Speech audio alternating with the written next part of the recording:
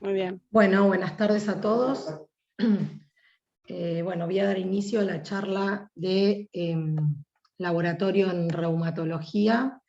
Bueno, mi nombre es Laura Arcelañán, Cata ya me presentó, y bueno, le quería agradecer a Luciano la presencia y el acompañamiento. La verdad que, bueno, es muy bueno poder conocer e intercambiar con colegas de otros lugares y otras especialidades. Así que, bueno, vamos a ver cómo sale. Voy a empezar a compartir pantalla.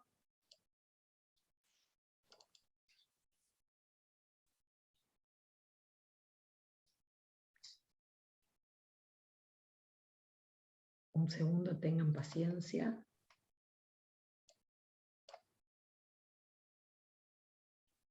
¿Se ve algo? Sí, sí. Perfecto. Bueno, va a ser una charla breve, voy a presentar dos casos clínicos. Voy a empezar por el primero. Bueno, se trata de una mujer de 76 años, con antecedentes de tabaquismo, hipertensión, dislipemia, artrosis de columna y cirugía de cataratas de ojo izquierdo. Su medicación habitual es glucosamina, condroitin sulfato y un complejo multivitamínico. La paciente consulta por un cuadro de 3 semanas de evolución, de fiebre, por lo cual recibió múltiples esquemas antibióticos, sin respuesta y con cultivos negativos. Al cuadro se agrega disnea clase funcional 1-2 asociado a tos seca. Al examen físico, el único hallazgo que había era una hipoventilación vivasal con crepitantes y una saturación de oxígeno del 92%.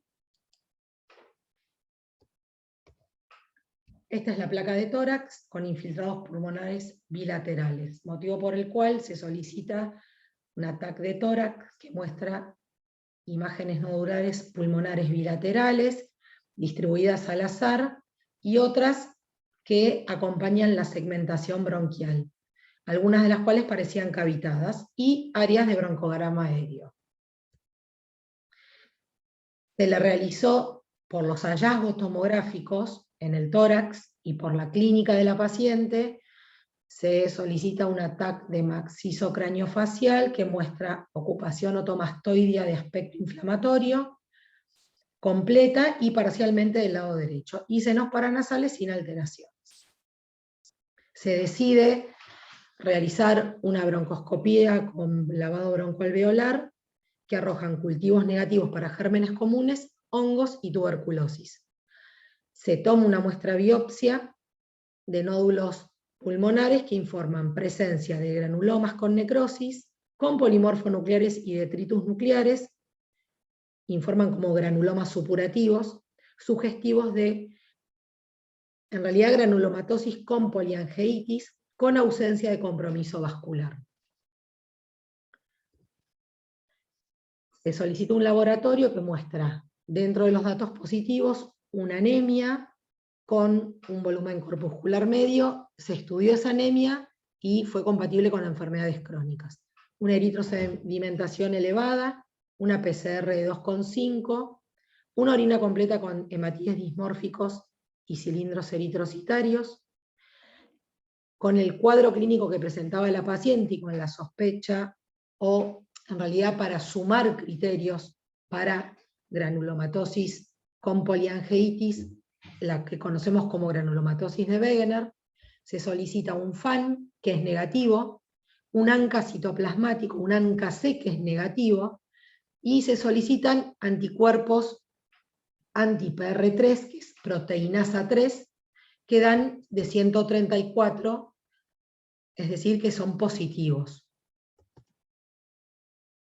Bien, entonces, para resumir, podemos decir que se trata de una mujer de 76 años con disnea progresiva, con hallazgos radiológicos y sospecha clínica. Se realiza una biopsia pulmonar que informa hallazgos sugestivos de granulomatosis de Wegener, o en realidad granulomatosis con poliangeitis o enfermedad de Beck. Se solicitan los anticuerpos dirigidos, obteniéndose como positivos los ANCA-PR3. ¿Qué podemos decir de los ANCA? podemos decir que son autoanticuerpos dirigidos contra gránulos citoplasmáticos de neutrófilos, que se detectan en forma cualitativa por inmunofluorescencia, ¿sí? Y estos los que se detectan de manera cualitativa son el ANCA-CO citoplasmático, ¿sí? Con tinción citoplasmática de los neutrófilos, y el ANCA-PO perinuclear, que es con tinción perinuclear de los neutrófilos. La detección cuantitativa se realiza con técnica de ELISA, a diferencia de los cualitativos, que es con IFI, ¿sí? Y se miden dos autoanticuerpos, el PR3, que es el proteinasa 3, y el antimieloperoxidasa de neutrófilos. Los ANCA-C se asocian en el 90% de los casos con el anticuerpo PR3, ¿sí? Que son prevalentes entre un 70 y un 95% en los pacientes con granulomatosis con poliangelitis. En cambio, el ANCA-P se asocian con los anticuerpos antimieloperoxidasa en un 89 al 90%, y este tipo de ANCA está presente en menos del 20% de los pacientes con Wegener. En cambio, sí está presente en otro tipo de vasculitis de pequeños vasos. La presencia, en general, en estos pacientes los ANCA suelen ser positivos, aunque su ausencia no descarta enfermedad. ¿Sí? Puede ser que al inicio de la enfermedad sean negativos y luego se pueden positivizar, y en las formas limitadas pueden persistir negativos siempre. Su ausencia no va a descartar el diagnóstico, ¿sí? Y vamos a ver que hay criterios para diagnóstico de la granulomatosis de Wegener propuestos por el American College, ¿sí? Y también por la Asociación Europea de Reumatología. Si nosotros vemos en este listado, vamos a ver que nuestro paciente tenemos que llegar a un score de 10, ¿sí? O mayor o igual que 5 para clasificar a los pacientes con granulomatosis. Nuestro paciente, si ustedes ven, nuestra paciente tenía un anti-PR3 positivo que suma 5 puntos, nódulos pulmonares o masas cavitadas que suman 2 puntos, granulomas extravasculares que suma 2 puntos, no tenía, o tenía sí sintomatología, perdón, tenía ocupación de seno mastoideo que suma otro punto, tenía, aunque todavía no estaba confirmado, compromiso renal.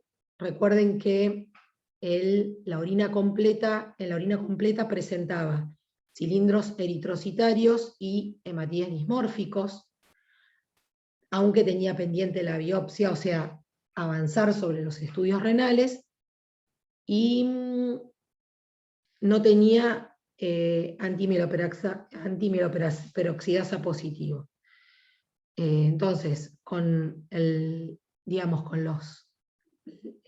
las características clínicas que tenía ella, podemos concluir y hacer diagnóstico de granulomatosis de Wegener. Bien. ¿Alguien quiere hacer una pregunta hasta acá? Bueno, voy a avanzar sobre el segundo caso clínico. En el segundo caso clínico tenemos una mujer de 32 años con antecedentes de extabaquismo, una trombosis venosa profunda en el 2015, por lo cual debió suspender anticoncepción oral, un antecedente obstétrico de 3 embarazos con 2 abortos después de la semana 10 y un parto. El motivo de consulta de esta paciente es un cuadro de 1 año de evolución de alopecia, dolores articulares migratrices y fenómeno de Raynaud. Al interrogatorio, la paciente cuenta una historia de 3 años de evolución de úlceras orales a repetición, las cuales nunca le prestó demasiada atención, hizo algunas consultas, pero como se encontraban como entidad aislada, no se avanzó en el estudio. Ante este cuadro clínico y la sospecha de lupus, se solicita al laboratorio general y autoanticuerpos.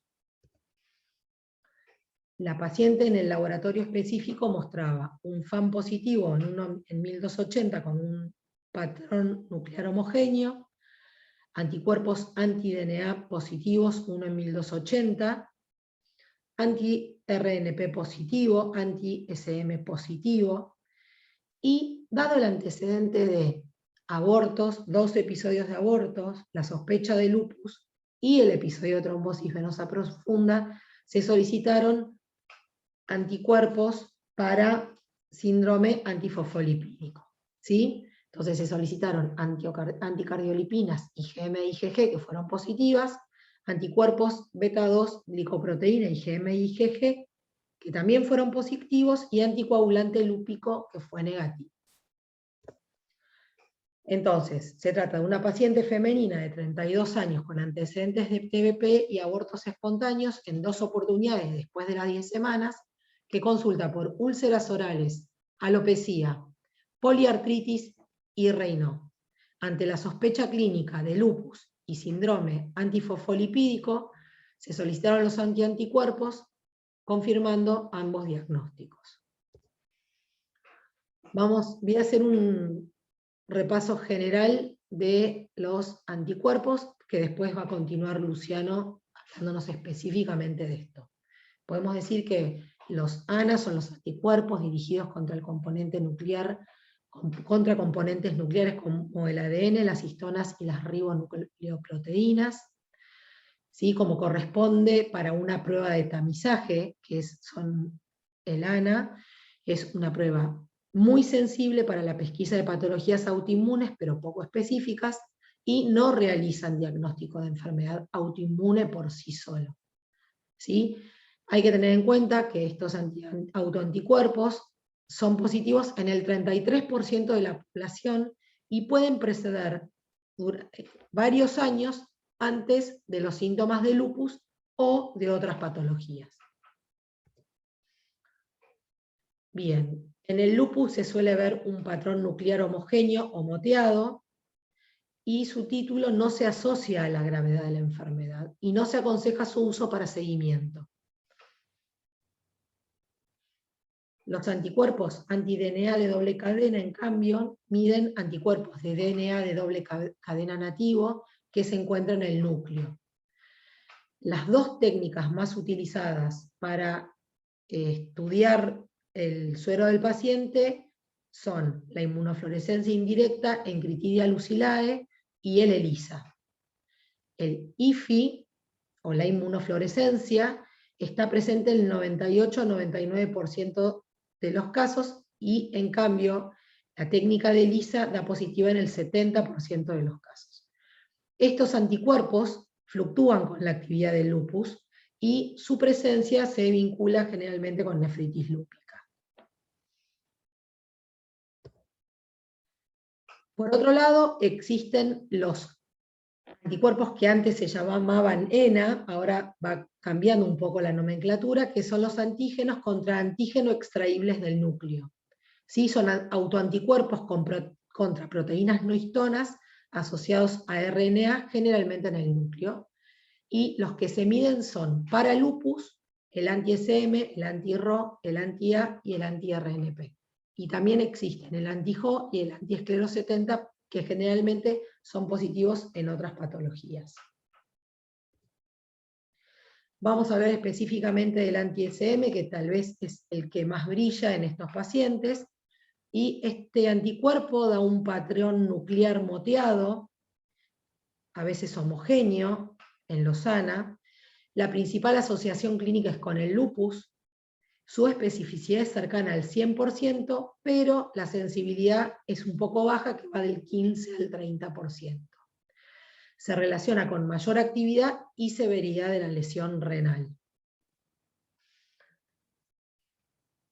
Quería comentar algo con respecto a los anticuerpos anti-RO están presentes, o en las mujeres embarazadas en los que es positivo, hay que estar atento por las cardiopatías fetales, ¿sí? Por los bloqueos fetales. Entonces a esos bebés de esas mamás anti-Rho positivas necesitan un monitoreo post-nacimiento muy estrecho. Bien, con respecto al síndrome antifosfolipídico, dado que la paciente presentaba como antecedente un episodio de TBP y 2 abortos espontáneos a la semana 12, en el contexto de diagnóstico de LES, como ya comenté, se solicitaron los 3 autoanticuerpos que se solicitan para estudio de esta patología, ¿sí? 2 de ellos, que son los anticardiolipinas y los anti-beta-2 glicoproteínas, fueron positivos, y el anticoagulante lúpico fue negativo, confirmando la sospecha. ¿Sí? Es fundamental para poder, digamos, confirmar este diagnóstico, es repetir la prueba a las 12 semanas. Bien, entonces para definir SAF tenemos que tener al menos un criterio clínico y uno de laboratorio, y la prueba de laboratorio, como recién comenté, debe ser positiva en 2 o más ocasiones separadas de 12 semanas. Bueno. Laura, antes de los comentarios, Sí. fíjate si tenés a alguien en la sala de espera, porque A yo vi que ver, se fueron agregando, pero hay una doctora que estaba en Kat, espera. espera que estoy media, no sé qué hice, espera. Ay, sí, tranqui. Tengo que dejar de compartir, pero no veo dónde. En el chat de Acá, participantes. ahí está. Ahí Pero está. creo que acepté todos, puede ser que me quedó alguno. Sí, No fuiste la veo. aceptando todo. Me pareció raro que ahora le escribimos a ver qué Dale. pasó. Bueno, no sé si quieren hacer alguna pregunta, y si no le doy paso a Luciano para que continúe con la segunda parte de la charla.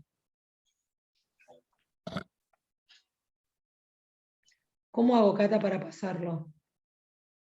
Vas a participantes, Sí, lo buscas a Luciano y al lado vas a tener como 3 bien. puntitos y tenés que poner make host, o si está en español, hacer hospedador. Listo.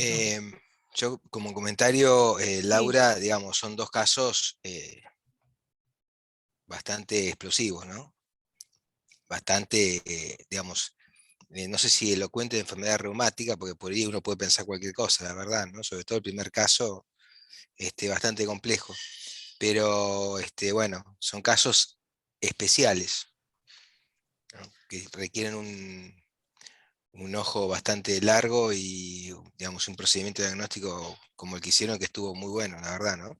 Sí, creo que son pacientes que dan, sobre todo la primera, coincido Pablo, que dan para hasta llegar a la sospecha reumatológica, que es lo que nos pasa habitualmente con estos pacientes con fiebre prolongada, es que hasta que uno decide decir, bueno, no más infeccioso y ahora me meto en la búsqueda de lo reumatológico, de lo tumoral, pasa mucha agua bajo el puente, y uno probablemente, como le pasó a esta paciente, recibió varios esquemas antibióticos y se le hicieron un montón de cosas que yo por ahí no nombré, y bueno, en este caso nos fuimos directo a lo reumatológico, obviando todo lo que se le realizó en 2 renglones. Comenté 2 renglones de lo infectológico y ya entramos en lo reumatológico, pero sí, son pacientes que se someten por un montón de estudios y procedimientos antes de llegar al diagnóstico, coincido. Probablemente al diagnóstico uno llegue, digamos,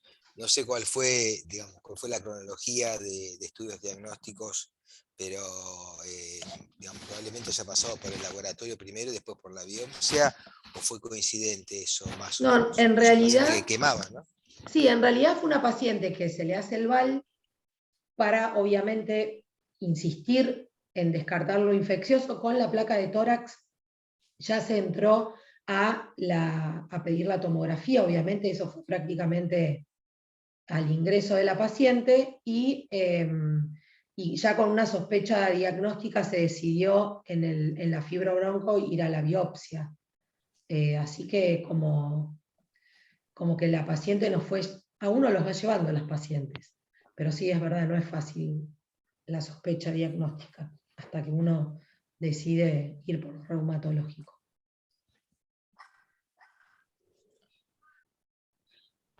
Sí, a mí me pasa a veces, Laura, que por ahí uno cuando empieza a pensar en lo reumatológico en relación a la clínica del paciente y a los hallazgos que va encontrando con otros métodos, por ahí tenés más claro para dónde orientar la sospecha, pero a veces uno piensa en algo reumatológico, pero por ahí no sabes por dónde empezar, no sé si les pasa, por ahí me pasa a mí nada más, pero no sabes por dónde empezar, qué empezar a pedir, si estás pidiendo en exceso o, digamos, hacia dónde orientar, digamos, la sospecha en vasculitis. Sí, yo creo Por que lo nos menos pasa a todos.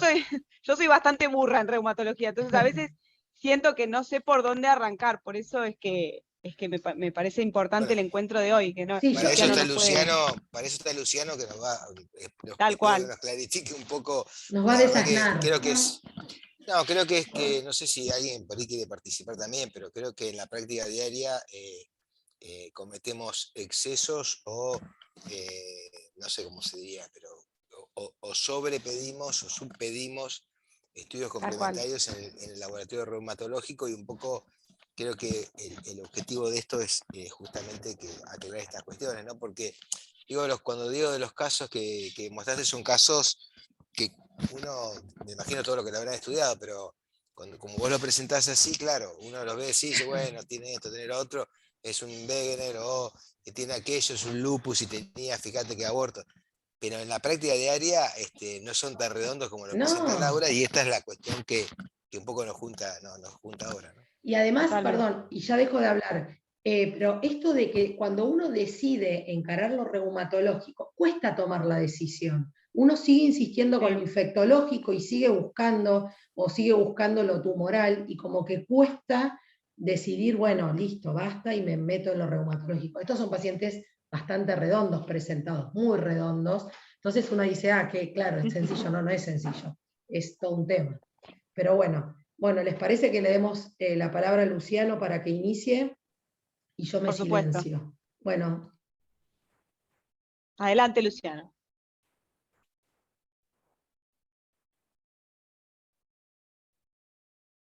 no te escuchamos. No sé si empezaste a hablar. Por ahí está silenciado.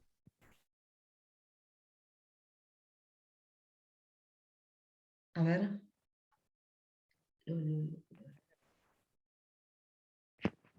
No,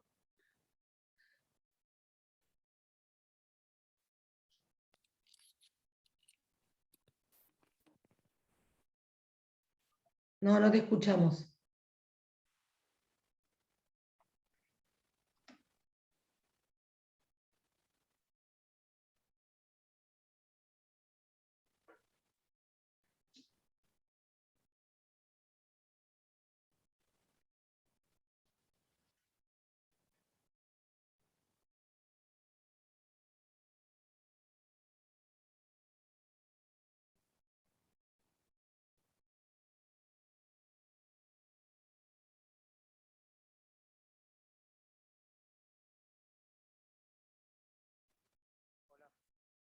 Te escuchamos muy bajito, ahora no.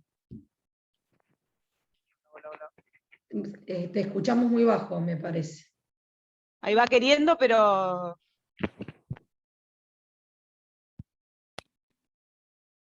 Vicky, ah, hola. Juan- ahí casi, cuando dijiste Vicky te escuchamos bien.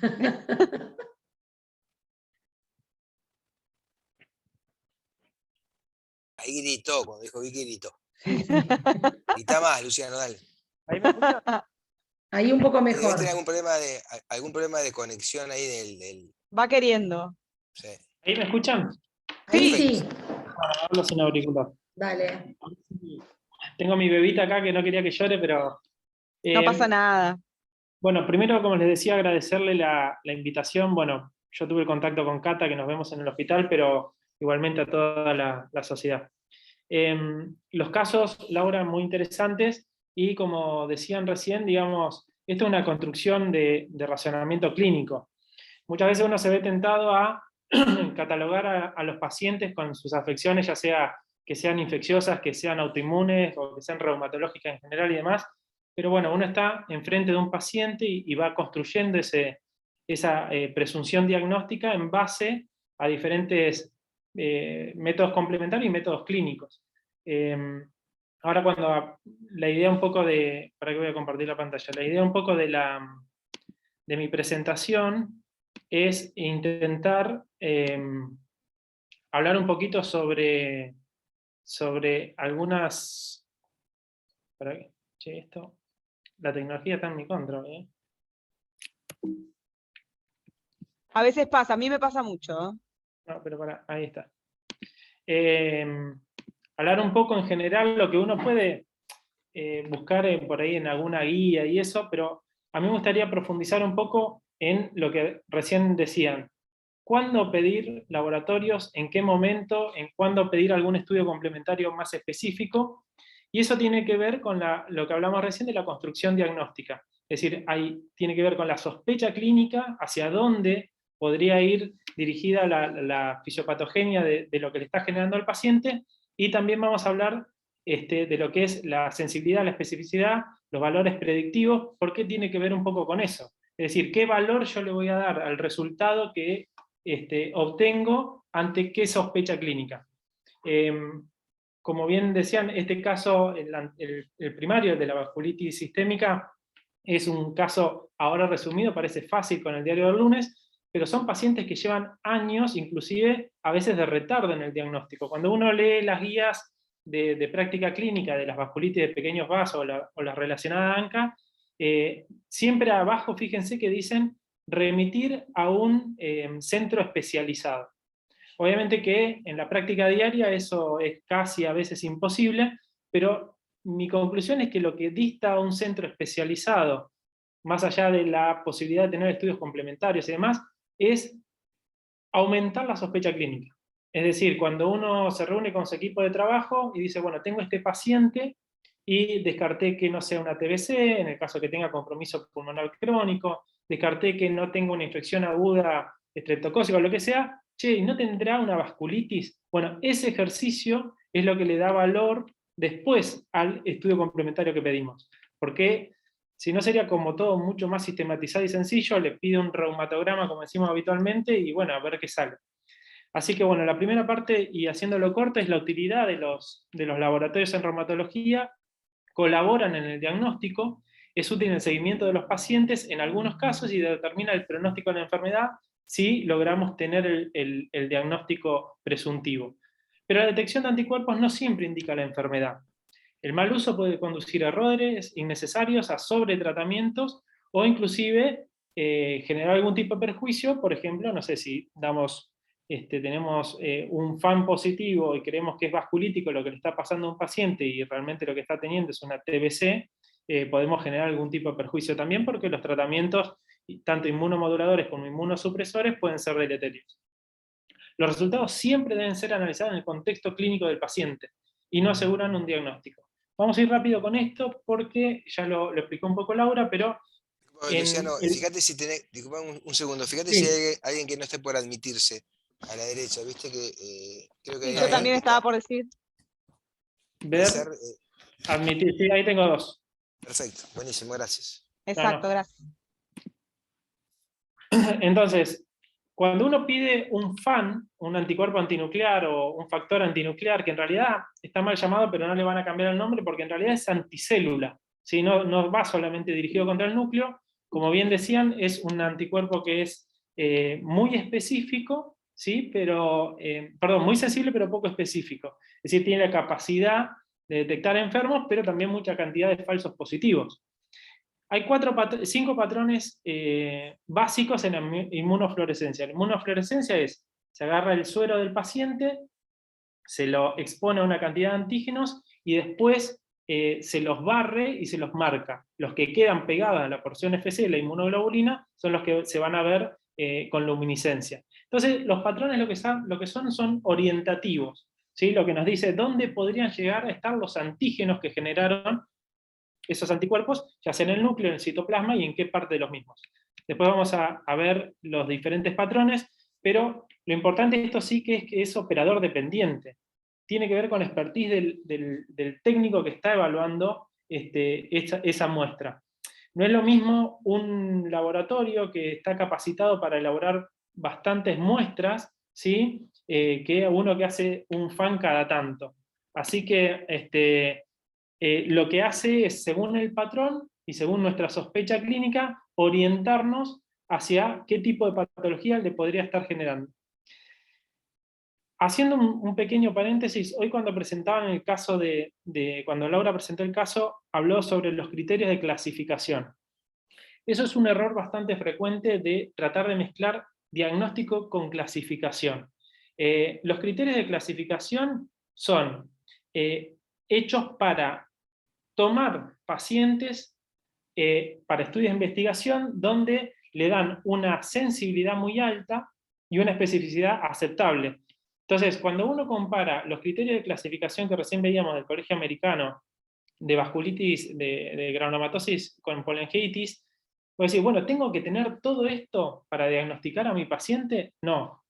Obviamente que los criterios de clasificación incluyen los criterios diagnósticos. Uno puede hacer el diagnóstico de granulomatosis con polyangiitis sin tener un ANCA, sin tener un PR3, pero sí obviamente puede tener una biopsia de una sinusitis crónica o una otitis crónica que tenga una vasculitis granulomatosa.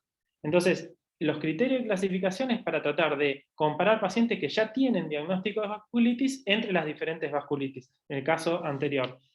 En esto pasa lo mismo porque cuando uno va juntando material en el laboratorio, un FAN, un anti-SM, un anti-ADN, lo que hace es aproximarse a esta presunción diagnóstica, pero no lo tiene que utilizar a los criterios de clasificación como criterios diagnósticos.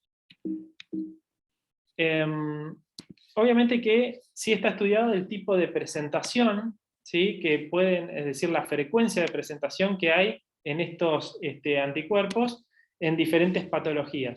Como vemos en el lupus, el FAN general, no importa el patrón, se da en aproximadamente un 100% de los casos. Ahora, no quiere decir que no pueda uno diagnosticar, ¿sí? Un lupus con un FAN negativo. Y esto es por dificultades en la técnica y por la cuantía, ¿sí? De la cantidad de antígenos, por consiguiente de anticuerpos que pueden estar marcados. Esto no lo vamos a hablar, pero para que tengan una idea, el Anna Patterns es una organización que intentaron hacer. Lo que intentaron es tratar de, digamos, equiparar toda la cantidad de anticuerpos y de laboratorios, y entonces con estos patrones uno va clasificando, es decir, bueno, si es citoplasmático nuclear. En la página Anna Patterns, lo que uno va a ver es el tipo de patrón que presenta, eso lo hacen los técnicos de laboratorio cuando tienen algún tipo de duda, ¿sí? Y intenta dilucidar qué tipo de patrón es y qué patología podría estar asociada. Esto es libre, ¿sí? Y para que tengan una idea, hay más de 150 antígenos descubiertos celulares y lo que conforman alrededor de 35 patrones. Entonces cada vez se hace más complejo. Obviamente que los más habituales son los 5 que nombrábamos al inicio, y obviamente que algunos están con técnicas de IFI, o inmunofluorescencia indirecta, y algunas también con lo que es ELISA. Rápidamente vamos a hablar de los anticuerpos extraíbles. Son aquellos anticuerpos que se alojan en las regiones centrales y se pueden ser solubles en solución salina. Y de los más importantes tenemos el RNP, el SM, el ROI y el LA, y también algunos de los que conforman el antisintetasa como el JO1 y el esclero 70. Obviamente que hay muchos otros más que se pueden ir buscando. Obviamente que uno tiene aproximaciones diagnósticas según el patrón y va variando la especificidad y la sensibilidad. Tener un FAN positivo con un anti-SM y un anti-ADN positivo es casi, digamos, diagnóstico de lupus, independientemente de si tenemos algún tipo de biopsia renal o lo que sea. En algunos es un poco más mezclado, porque uno puede tener, por ejemplo, un RO con un FAN homogéneo, y no necesariamente ser un lupus, sino que puede ser parte de un Sjögren. Entonces, lo más importante es la presunción clínica e ir juntando digamos, signos y síntomas dentro de la sospecha clínica. El anti-ADN tiene una particularidad que uno puede tener anti-ADN de cadena simple, ¿sí? De la desnaturalización normal de las proteínas, y no por eso generar anticuerpos que sean patogénicos, pero sí el de doble cadena, y con la particularidad que se busca por un protozoario que es la critidia, ese sí es bastante específico del lupus, y tiene la particularidad que puede marcar tanto actividad, ¿sí? Como hacer sospechar de algún tipo de compromiso. Más que nada está bien relacionado con lo que es lo renal, pero también con afectación del sistema nervioso central. Hay alrededor, bueno, según las series, ¿no? Pero entre el 10 al 15% de ANAs que son naturales y que no tienen que ver con patología. Algunos, y los que más conocemos, son los que están asociados a algunas infecciones como la sífilis, y hay también hay otras reacciones cruzadas con otro tipo de patógenos, y los que propiamente los autoanticuerpos, que son los dirigidos, que es lo que venimos hablando. Entonces, para hacer un resumen, la detección de los anticuerpos tiene que ser en HEP2, que es un hígado de rata, que o sea, se puede replicar. De acuerdo al patrón y la clínica del paciente, se solicita el resto de los anticuerpos. Eso es discutible. Lo que uno dice en general, decir, para no el costo-beneficio, decir, bueno, le pido un FAN porque tengo sospecha clínica que pudiera tener alguna enfermedad autoinmune, y si eso viene positivo, ahí sí pedir los anticuerpos extraíbles. No siempre es así, porque si la presunción diagnóstica es alta, uno puede pedírselos en el mismo acto. El tema es no pedir indiscriminadamente. Bueno, repetir un poco de lo que son los patrones, el homogéneo y el moteado, que son los que más se repiten en el lupus, pero también pueden estar en otro tipo de patologías, como la enfermedad mixta de tejido conectivo, que ahora vamos a hablar con el ejemplo que citó Laura, y en Sjögren y a veces en esclerosis sistémica. Factor reumatoideo es un anticuerpo del grupo de las inmunoglobulinas, generalmente M, en realidad hay varias, pero la M es la que más se solicita, y que reacciona con la porción constante, el fragmento FC de las inmunoglobulinas. Se hace por diferentes métodos, y forma parte de los criterios de clasificación para artritis reumatoidea, pero no por sí solo va a ser el diagnóstico. En cuanto a la frecuencia de presentación en la artritis reumatoidea es bastante importante. Obviamente que esto también nuevamente tiene que ver con cuánto, ¿para qué voy a admitir a alguien? Con cuánto del complejo clínico tiene el paciente. Porque si yo tengo un factor reumatoideo positivo en un paciente que no tiene artritis, que no tiene rigidez, que no tiene reactante de fase aguda, de ninguna manera va a tener artritis reumatoidea. Lo que sí se está ahora es viendo la parte preclínica de la artritis reumatoidea, y otro apartado importante que es la afectación pulmonar sin artritis en la artritis reumatoidea. El Sjögren, el lupus también pueden cursar con factor reumatoideo, y la dermatopolimiositis también. Y los que no tienen que ver con enfermedades reumatológicas, porque convengamos que es una inmunoglobulina, entonces se puede dar en la endocarditis bacteriana, en la edad avanzada, enfermedades hepáticas, tuberculosis, algunas enfermedades, y la sarcoidosis, que sí está presente en casi la mayoría de los casos, en la minoría de los casos, pero lo que sí se puede sospechar mucho es porque también hay compromiso pulmonar parecido a la artritis reumatoidea. Entonces, a veces con un factor reumatoideo uno clasifica al paciente como compromiso pulmonar de la R, cuando en realidad tiene una sarcoidosis, y lo que hay que hacer es una biopsia. En individuos sanos varía según las series también, y aumenta con la edad. Un factor reumatoideo sin patogenia. Y sí, lo que fue un cambio fue los anticuerpos citrulinados, los anticuerpos contra proteínas citrulinadas, que tienen la particularidad de estar también involucrados en la fisiopatogenia de la enfermedad. Lo que hacen es aumentan la sensibilidad un poco, pero sí la especificidad, y una cosa importante es que un paciente con artritis, es decir, inflamación en las articulaciones, factor reumatoideo positivo y CCP positivo, eso es casi el 100% de los pacientes con un diagnóstico de artritis reumatoidea. En los anticuerpos anticitoplasma de neutrófilos, bueno, son inmunoglobulinas contra el citoplasma de los neutrófilos, de dos tipos, como dijo Laura muy bien, perinuclear y citoplasmático, y lo que van a hacer es detectarse por inmunofluorescencia, y si eso es positivo, para aumentar la especificidad, se pide el ELISA.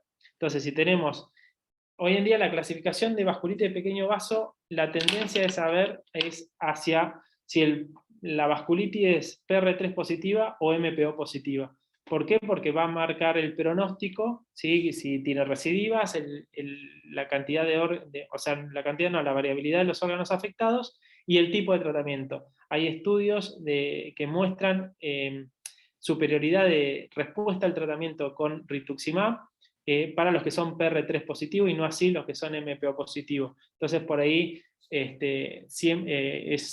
es importante pedir por ELISA estos anticuerpos. Obviamente están presentes en la granulomatosis con polangiitis, en la polangiitis microscópica, pero también puede estar en otro tipo de patologías que no necesariamente sean vasculíticas. Entonces, nuevamente, volvemos a lo mismo, es que hay que ponerlo en contexto clínico. ¿Cuándo pedir un anticuerpo ANCA? Esto no tiene demasiado sentido, pero porque todas las manifestaciones clínicas y de órgano específica que puede haber, pero siempre haciendo el ejercicio de que no lo responda otra causa más frecuente.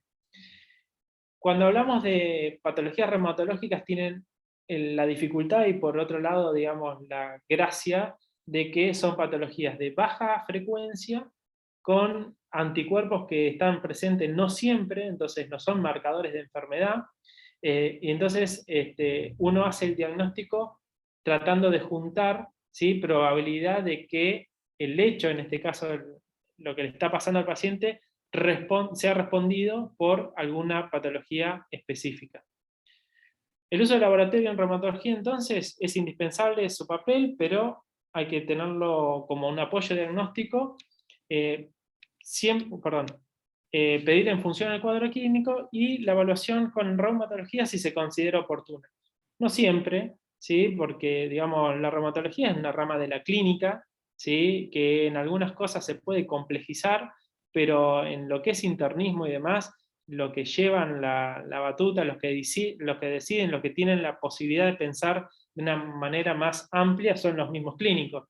Digamos, uno, si lo interconsultan, uno cree que ya este proceso de pensar qué le está pasando al paciente, generalmente ya está hecho, entonces uno va a aportar solamente, sí, mirá, me parece, pidámoslo. Y una cosa que pasa, que es difícil acostumbrarse, es que muchas veces no tenemos diagnóstico.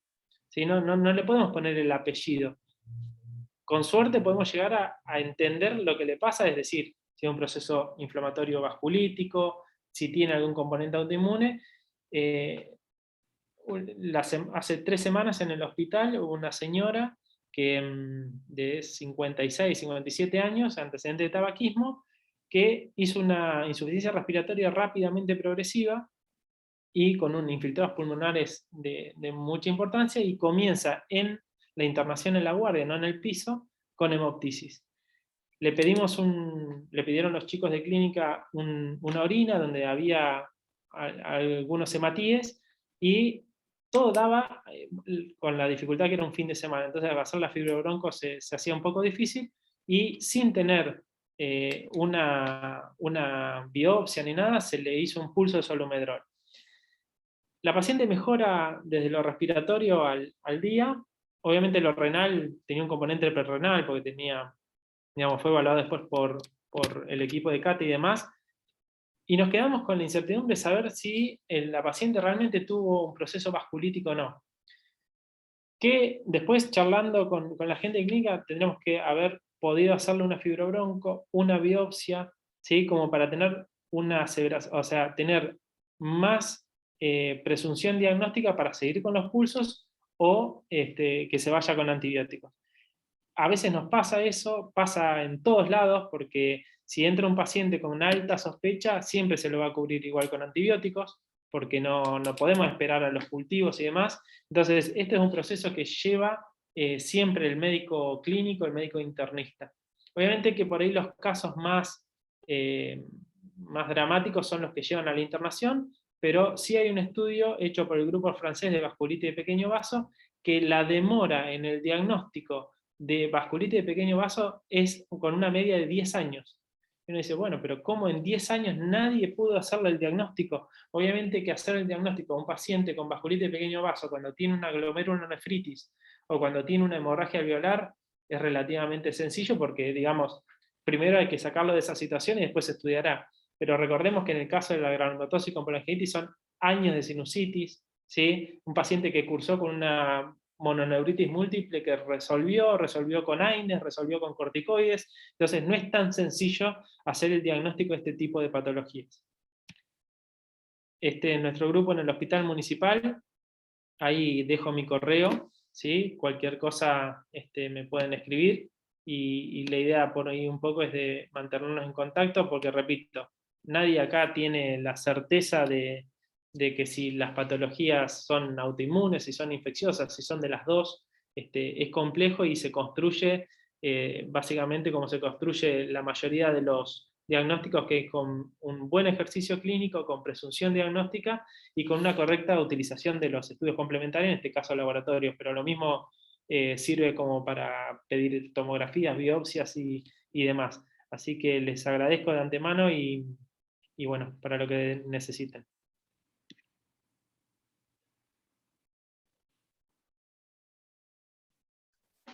¿Querés dejar de compartir pantalla, Luciano? Para dejar. Ahí está. Muchas gracias, Luciano. Dejamos obviamente abierto el espacio para los que quieran preguntar por el chat y vamos, vamos haciendo las preguntas, o el que quiera hacer algún comentario o alguna pregunta en vivo y en directo también están disponibles, se desmutean y preguntan o levantan la mano.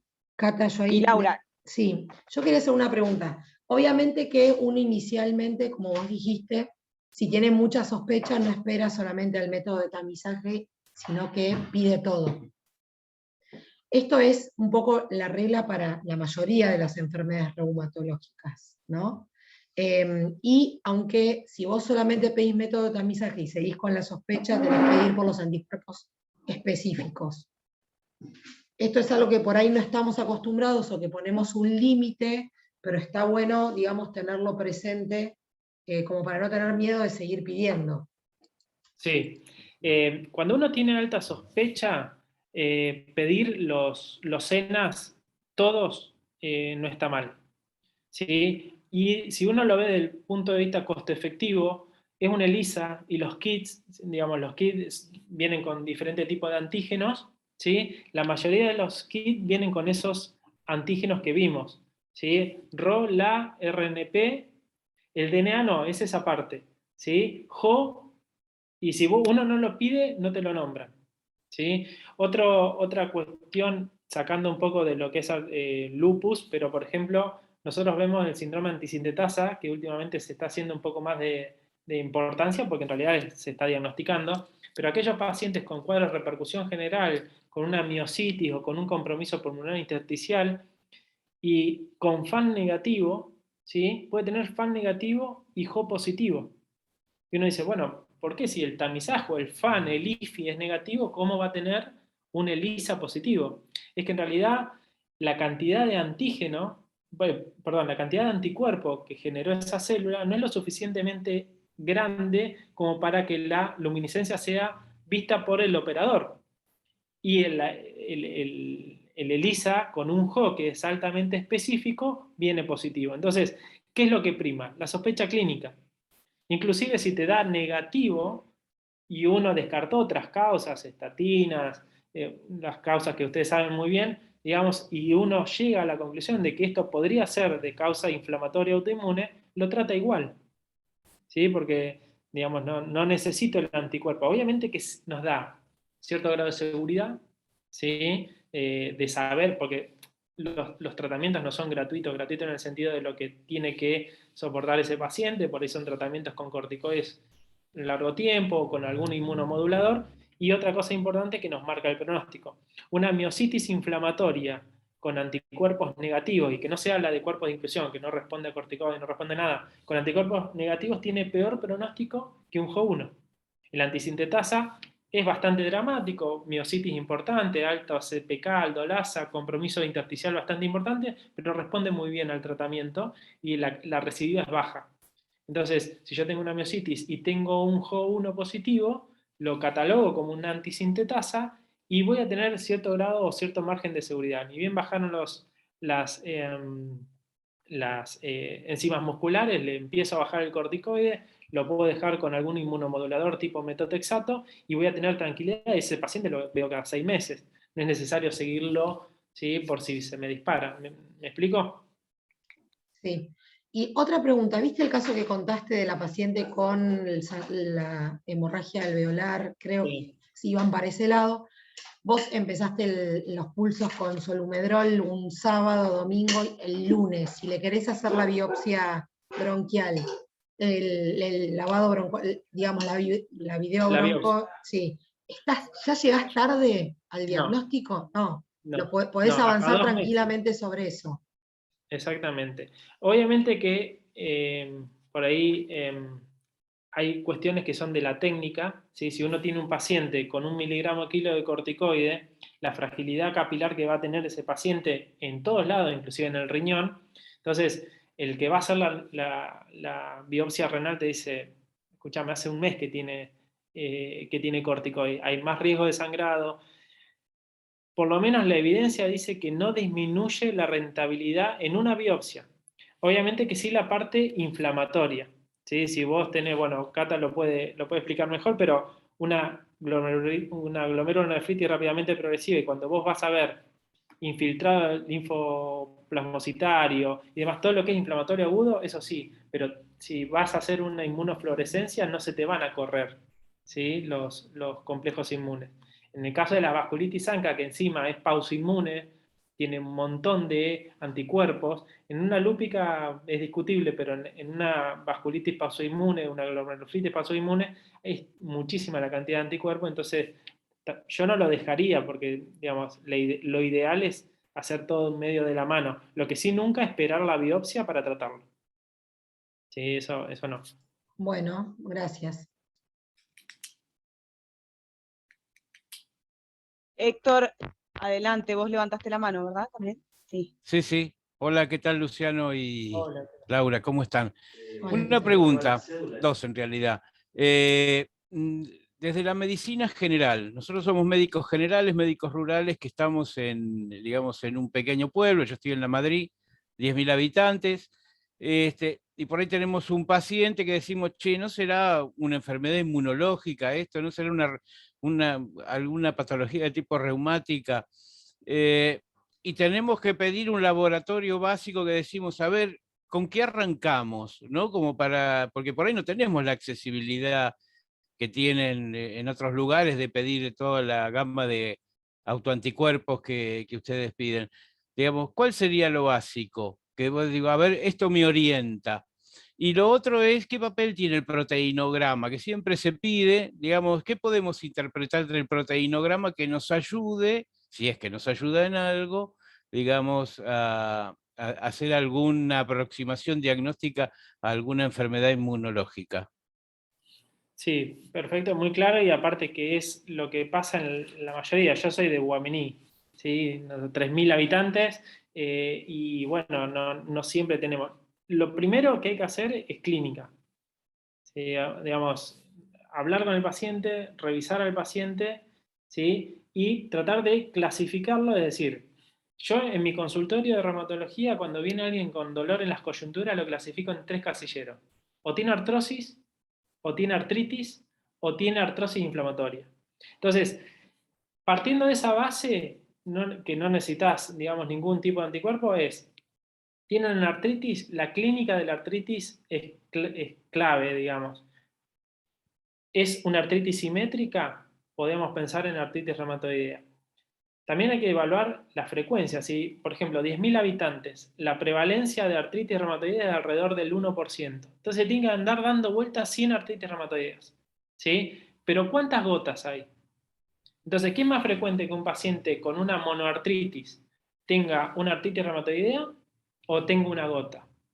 Y si tiene una monoartritis, que puede ser rodilla, no necesariamente el hallux, que es lo más típico, y yo antes de empezar a pedirle CCP y factor reumatoideo, si es una persona que no está en el grupo etario de iniciar con una artritis reumatoidea, yo le pediría un ácido úrico, ¿sí? Una radiografía, ¿sí? La radiografía nos da muchísima información. ¿Por qué? Porque, por ejemplo, puede tener una pseudogota, que es la condrocalcinosis, en lugares específicos como el ligamento triangular del carpo, en las rodillas donde están los meniscos. Si hay calcificación, ya tenemos diagnóstico, ¿sí? Y si uno tiene una alta sospecha, es una mujer, es tabaquista, tiene antecedentes familiares, es una artritis simétrica, tiene rigidez matinal, yo le pediría factor reumatoideo y anti-CCP, ¿sí? Tractantes de fase aguda, ¿sí? Y ahí le metemos un ácido úrico como para tratar de gozo. Si uno tiene una alta sospecha diagnóstica, no es un gasto, ¿sí? No es un gasto. Y después con esa información, si nos acercó más a nuestra presunción, hay o bien tratarlo, ¿sí? O si existe la posibilidad, derivarlo. Pero tranquilamente una artritis reumatoidea con todo ese complejo lo puede tratar el primer nivel de atención, o hacer alguna consulta para después seguir con el seguimiento en el primer nivel de atención. Y la segunda que me dijiste del proteinograma. El proteinograma, en lo que se refiere a patologías inflamatorias crónicas autoinmunes, nosotros lo vemos en la artritis reumatoidea y en el Sjögren. El Sjögren tiene la particularidad de generar inflamación crónica. Esa inflamación genera proteínas de alto volumen, donde van a haber principalmente hipergamaglobulinemia. La hipergamaglobulinemia en un paciente con Zika, con dolor articular e inclusive puede tener compromiso pulmonar, independientemente de los autoanticuerpos, te acerca mucho al Sjögren. Y sí sirve para seguimiento. Pacientes que tienen, bueno, y recordemos que una hipergamaglobulinemia, siempre hablando de policlonal, ¿no? No es monoclonal, pero policlonal, como son globulinas, me va a aumentar la eritrosedimentación. Entonces son pacientes que tienen eritrosedimentaciones muy elevadas, PCRs normales, y tienen un contexto clínico que no me hacen sospechar a Sjögren o la artritis reumatoidea cuando acompaña el Sjögren. Sí sirve, yo lo pido siempre, porque está comprobada, hay evidencia de eso, de que un paciente que baja los niveles de hipergama y aumenta beta 2 o lo que sea, puede tener una transformación maligna, un linfoma. La asociación entre linfoma y Sjögren, ¿sí? Está bastante presente y hay que tener en cuenta. Lo mismo que si desaparece en un Sjögren el factor reumatoideo. El factor reumatoideo puede estar o no, ¿sí? En el Sjögren, pero si siempre está presente y alguna vez desaparece, hay que estar atentos, porque está demostrado que puede tener más riesgo relativo de una transformación maligna. ¿Y qué hacemos? Nada, lo mismo, porque lo seguimos controlando.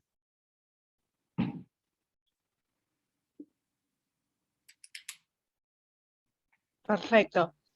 ¿Alguien más que quiera hacer alguna pregunta a Luciano o a Laura? Jorge Mariani, ¿verdad? ¿Tenés la mano levantada? Sí, no tengo cámara porque no sé qué me pasa con el teléfono, No hay pero tengo una problema. consulta con respecto a lo que planteaba Laura en la primera charla, de ese 33% que uno se encuentra que puede tener un FAM positivo, y que a veces uno en el entusiasmo de diagnosticar una patología pide estos marcadores, digamos, para autoinmunidad, y se encuentra con una chica joven con alguna polimialgia, caída de cabello, y le pide un FAN, y viene positivo un título bajo. Te pregunto cuál es el corte que usás para decir a este le doy importancia y a esto no le doy importancia cuando tenés un paciente enfrente.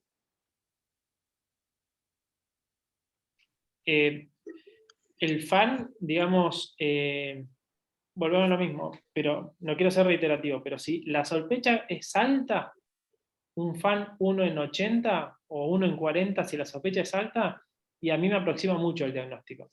Ahora, si me cae una paciente y yo le pido, ese es el riesgo de pedir por pedir, yo no sé, viene porque le duele la cabeza. Y bueno, y otro colega o uno mismo le pidió un FAN y me viene 1 en 160. Y después le pido los N, son todos negativos. ¿Qué hacemos? Digamos, ¿me acerca o me aleja el diagnóstico? ¿Me hace cambiar conducta o no? Sería más fácil decir, mira, le damos bola de 1 en 80 para arriba y en 1 en 160 para abajo. No es tan así, digamos. Todo tiene que ver con cuánto de mi presunción diagnóstica que le esté pasando al autoinmune es el valor. ¿Vieron cuando uno lee estadística que dicen el likelihood ratio, digamos, cuánto es la razón de verosimilitud o de que este evento tenga que ver con lo que yo estoy buscando? Eso ahí junta la sensibilidad, la especificidad y la prevalencia.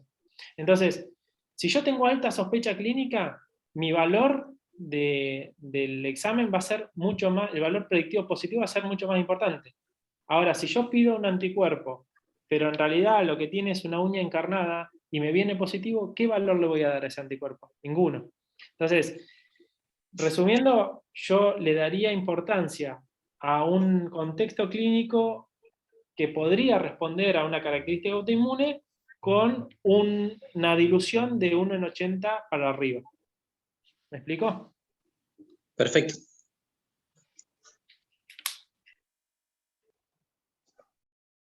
¿Alguna otra pregunta? Yo quería preguntar a Sí. Luciano, digamos, ¿cuándo pensás en pedir complemento? ¿Viste? Que también es otra cuestión que a veces estamos... Me robaste la pregunta. Y llamás al reumatólogo y le pediste complementemia y, Claro. y ahí empezás a Hay que escuchar. patinar. No, Sí. vos sabés que no pude.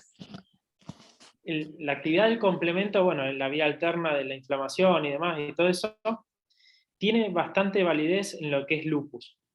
¿Sí? El lupus, por las características fisiopatogénicas de la enfermedad, que es bastante inmunogénica, tiene que ver mucho con anticuerpos, puede activar la vía alterna y puede consumir complemento, pero lo más importante es que hay una relación entre el consumo del complemento y la actividad de la enfermedad. Entonces, si uno sigue un paciente, y aparte vieron que cuando uno dice, bueno, ¿qué tiene este paciente? Tiene lupus. Yo creo que en algunos años va a haber 10 formas diferentes de lupus y se van descubriendo algunos antígenos, algunos anticuerpos que tengan más sensibilidad y especificidad, pero nosotros a algunos le decimos lupito, ¿sí? Al lupus que no tiene compromiso renal o que no tiene anti-ADN y tiene un poquito de artralgia y piel, para nosotros es un lupito. Después a veces nos llevamos sorpresa, porque ese lupito hizo un compromiso pulmonar, por ejemplo, ¿no? O del sistema nervioso. Pero en general, digamos, hay tantos lupus como pacientes. Entonces, si uno tiene un paciente que tuvo una glomerulonefritis, que tiene un anti-ADN positivo, ese paciente hay que seguirlo. ¿Sí? Si tiene un médico de cabecera, hay que hablar con el médico de cabecera como para tener un feedback y decir, che, mirá, cada 6 meses pedirle una orina, ¿sí? Y pedirle un anti-ADN y complemento, en ese caso. Ahora, si yo tengo un paciente que tuvo un poquito de alopecia, le hice el diagnóstico porque tenía aftas, pero los senos son negativos, el SM es negativo porque también el SM se asocia a compromiso renal, no actividad, pero sí a compromiso renal. Y ese lo voy a ver más tranquilo, entonces no le pido ni anti-ADN ni complemento, le pido una orina completa.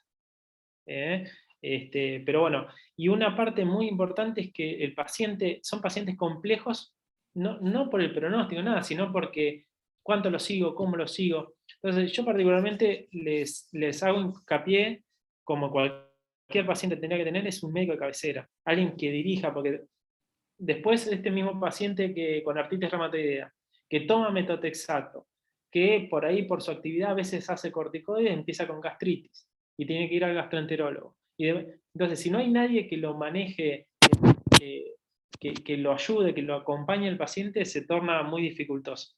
Y obviamente que son pacientes con mucho más riesgo de síndrome metabólico, de un montón de cuestiones que alguien lo tiene que manejar correctamente. Así que, respondiendo a tu pregunta, el complemento se pide en casos específicos cuando uno quiere ver actividad.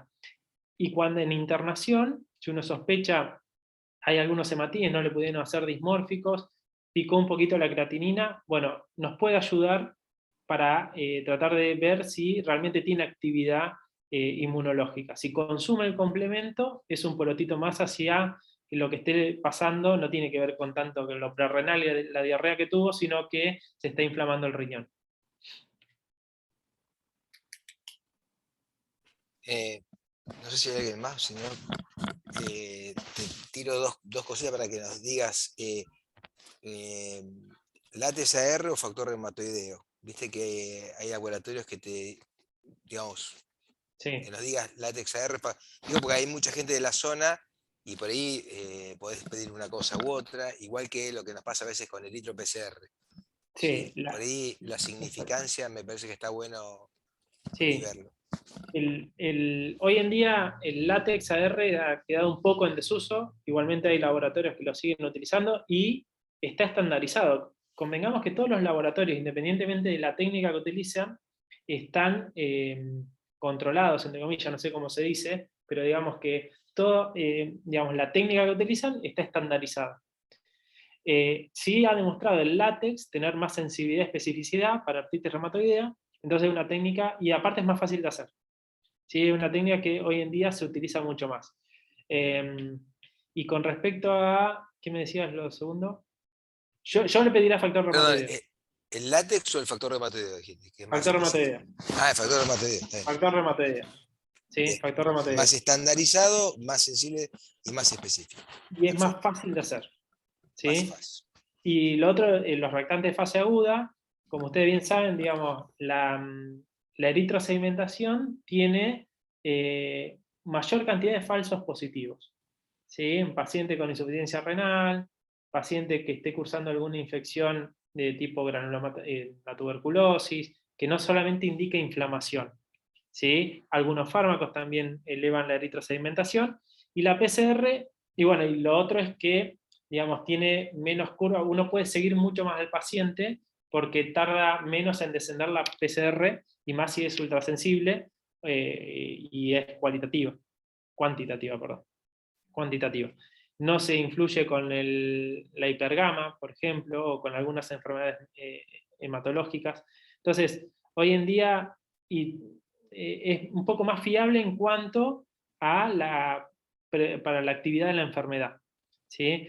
Ahora, si en el laboratorio no hay, o por una cuestión de costos, o lo que sea, la verdad que lo que va a primar es la actividad. Nosotros tenemos, para seguir un paciente con artritis reumatoidea, tenemos una forma que es el DAS28, por ahí alguna vez lo han visto en alguna de las planillas que se piden y demás, donde un paciente se contabiliza la cantidad de articulaciones dolorosas por la artritis, inflamadas por la artritis, y el EVA, que es la escala visual análoga del paciente y del médico, y alguno de los dos, o eritro o PCR.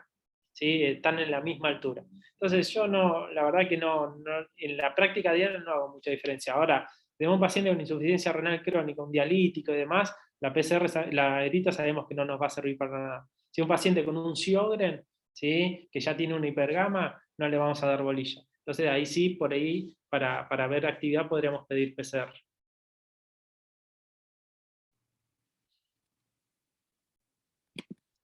Bien. La doctora Guillermina Risacher comenta que la reumatología es de las especialidades clínicas que más necesitamos, no, perdón, al revés. Perdón, Guillermina, que los clínicos necesitamos mucho a los reumatólogos, es una de las especialidades de las que más necesitamos, al menos en la etapa inicial o en el tratamiento inicial.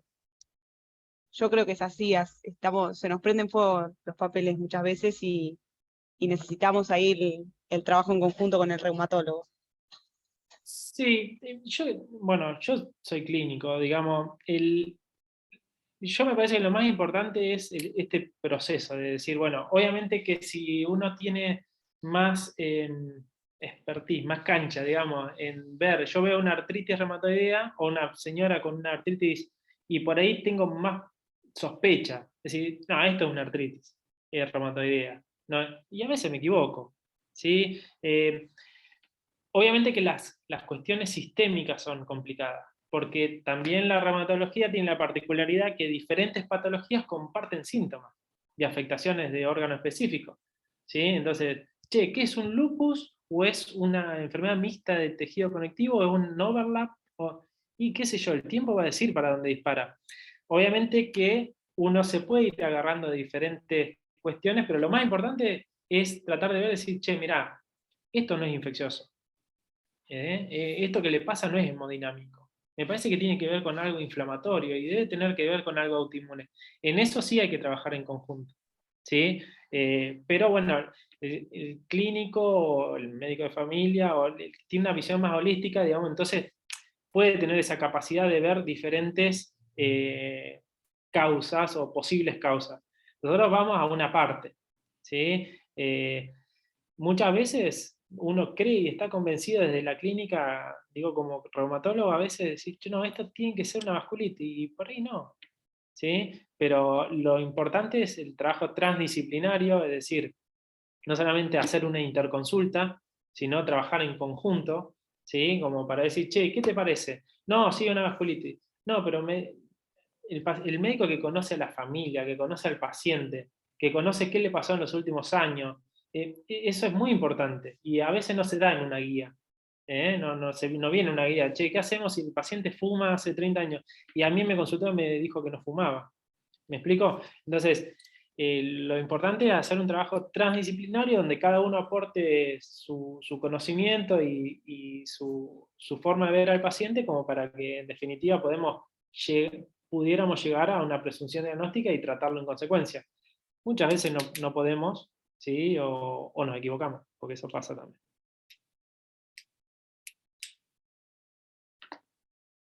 Buenísimo, Luciano, muchas gracias.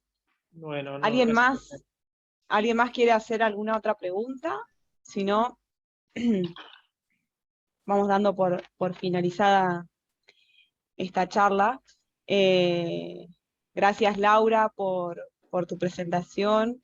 Y una vez más, gracias, Luciano, y a todos los que nos siguen acompañando a lo largo de este curso. Como decía Pablo hoy, los esperamos en el próximo, que es le toca cardiología. Y en breve estaremos enviando los exámenes parciales para que vayan respondiendo, y les recuerdo que intenten tenerlos al día, que son importantes después para la certificación. Cata, Así que bueno, no sé. Sí, Luciano, decime. si me dejás y les robo un cachito, Sí. el 1, 2 y 3 de septiembre vamos a realizar la 8ª jornada de reumatología clínica acá en Bahía Blanca, la hacemos cada 2 años. Bueno, tuvimos una virtual por el tema de la pandemia, así que volvemos a la presencialidad. Obviamente que la vía formal después les va a llegar a través de la sociedad, pero los invito a todos. En este año va a venir gente que va a hablar de oftalmo, asociado a reumato, uveitis, penfingoide ocular. Por ahí no son patologías demasiado frecuentes, pero que son, a mi entender, digamos, son atractivas. También se va a hablar de lupus no renal, ¿sí? Porque, bueno, Cata sabe, digamos, el lupus, la mayor cantidad de evidencia respecto al lupus tiene que ver con los nefrólogos, ¿sí? El compromiso renal, digamos, ¿por qué? Porque aparte marca el pronóstico del paciente. Pero hay un montón de manifestaciones no renales que sirve también conocerlas como para ver en qué se puede ayudar. También vamos a hablar de vasculitis, ¿sí? Sistémicas, vamos a hablar de polimialgia reumática y ACG. Vamos, dijo el mosquito, viene Valeria Scaglioni, que es una reumatóloga del Italiano de Buenos Aires, así que son patologías de trascendencia clínica, digamos, como para que, obviamente están todos invitados y los esperamos. En el Hotel LAN, estos 3 días va a haber un taller de enfermería y infusiones, ¿sí? Que pasa cómo infundir un paciente, tanto solumedrol, rituximab o lo que sea, y después los otros 2 días van a ser de charla. Así que después va a llegar la invitación formal y la vía de inscripción, pero desde ya están todos invitados. Excelente, Luciano, ahí estaremos acompañando. Bueno, muchísimas gracias y nos encontramos en la próxima charla. Que tengan buenas noches. Buenas noches, Gracias a todos. Laura, ¿se va a guardar en tu compu